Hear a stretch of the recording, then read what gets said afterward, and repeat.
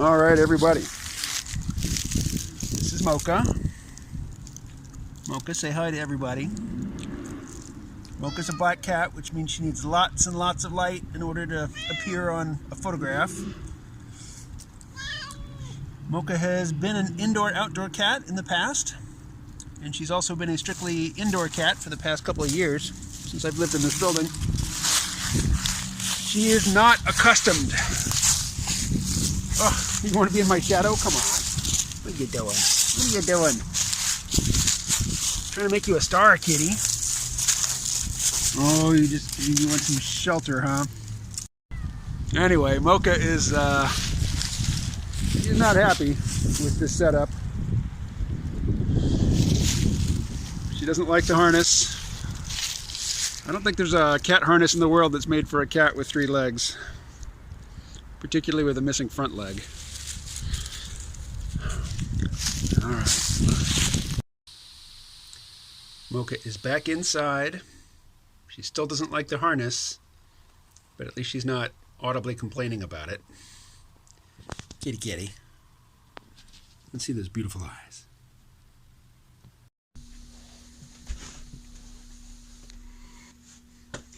Hey, everybody. So, Mocha did not like going outside. So it goes. You know, she's about 15, and it's going to be a hassle taking her to Puerto Rico. But I've been with her for so long, and you know, she's a holdover from when I lived with my kids. So she, you know, bears a lot of emotional weight on her 3 legs. So I will be definitely going, you know, out of my way and possibly taking lengths that non-cat people would think of as absurd to accommodate her in her weaning years. She seems to be in good health. You know, I give her a glucosamine supplement every day, and I can't say that she gets a lot of exercise, but I don't know. She seems to do all right. She's a free feeder. I have a vacation feeder full of grain-free, dry cat food out all the time for her, and she doesn't seem to overeat.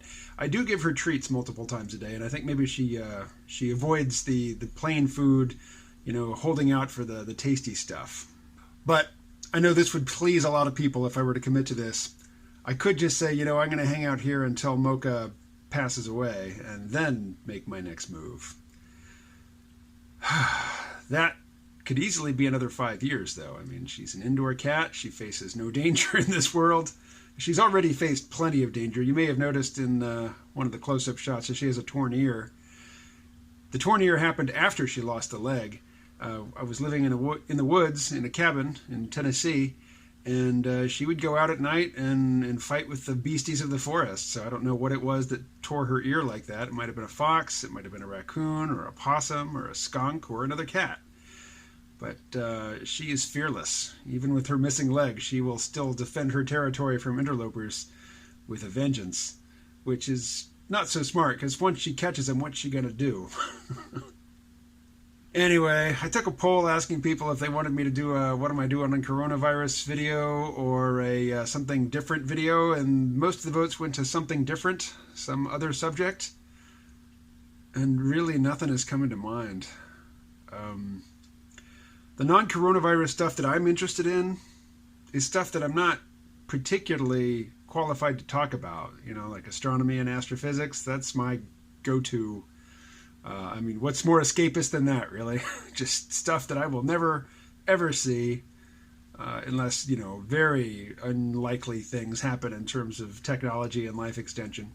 I have been watching, I can't say a whole lot of video. I have just sort of a natural, maybe it's not natural, maybe it's learned, but whatever. I have a limit of about 3 hours. But, and most of the time, I only want to watch either short YouTube videos, like 20 minutes or less, or single episodes of a TV show. And I might watch 2 at a sitting, or if it's really good, I might watch 3 or 4, but I'm reluctant to commit to a whole movie, usually.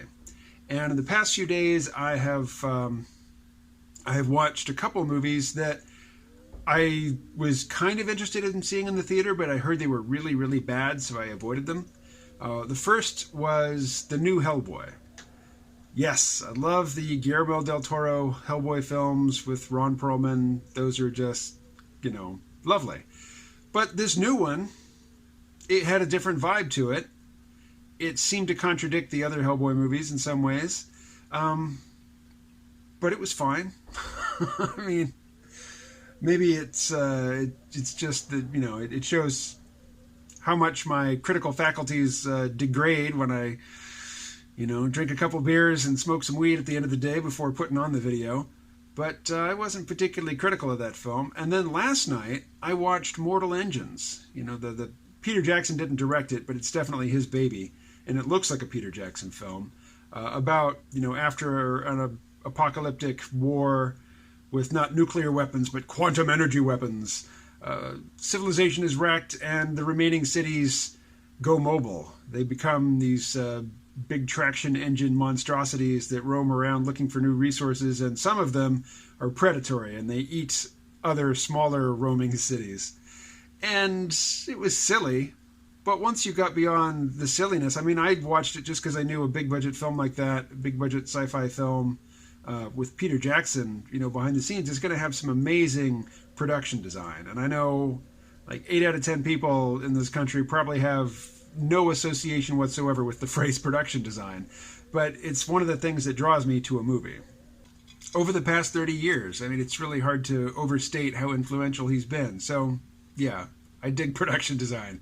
And I tuned in to Mortal Engines primarily for that, for the big cities, the vehicles, the landscapes, the costumes. But it was a decent story. I've watched, when I decided I wasn't going to watch it because it was so universally panned, I watched some criticism videos of it that said, why the story didn't work and how it could have been rejiggered to work better. And yeah, sure. I mean, I'm happy to admit that given the source material and given, the large story that sort of underlies the plot of the movie, yeah, the plot could have been presented better. But it was still okay. I mean, I wouldn't have been pissed off walking out of the theater thinking, man, I just wasted money. On the topic of watching stuff, while I'm in lockdown, and again, this lockdown for me, it shouldn't be any different than my normal life because I'm here most of the time anyway. But the few outings, like going to the gym or doing my weekly video shoots at municipal meetings, apparently those were really important for my well-being because I'm kind of going stir crazy kind of quick. And in fact, I'm going to head back outside as soon as I get this video uploaded. Maybe go walk around in the cemetery. But on the topic of watching stuff on video, I am subscribed to more streaming services right now than I've ever been at any one time before. An interesting thing to note is that Netflix isn't one of them.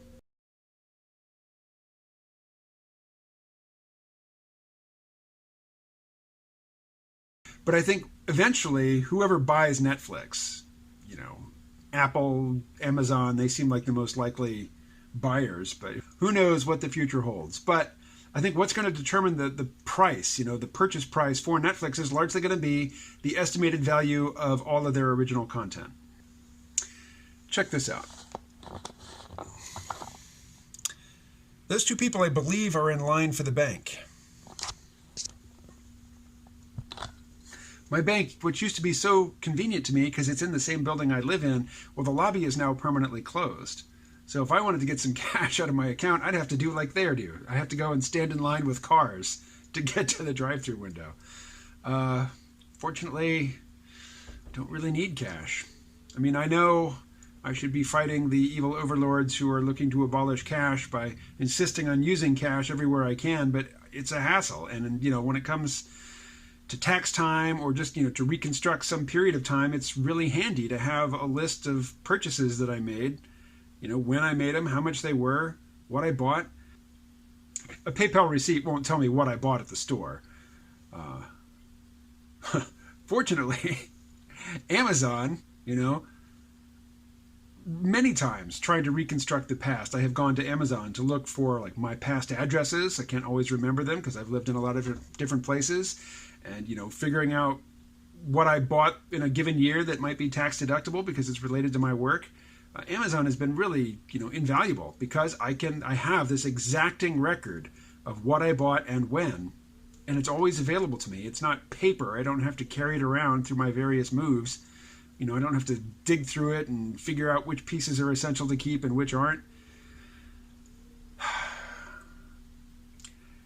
It's a new concept. It's a new danger that we have to deal with. Not creeping totalitarianism so much as totalitarianism, which is just so convenient. It's so convenient. Which right now my bank is definitely not convenient. Because I'd have to go stand in line as if I were a car.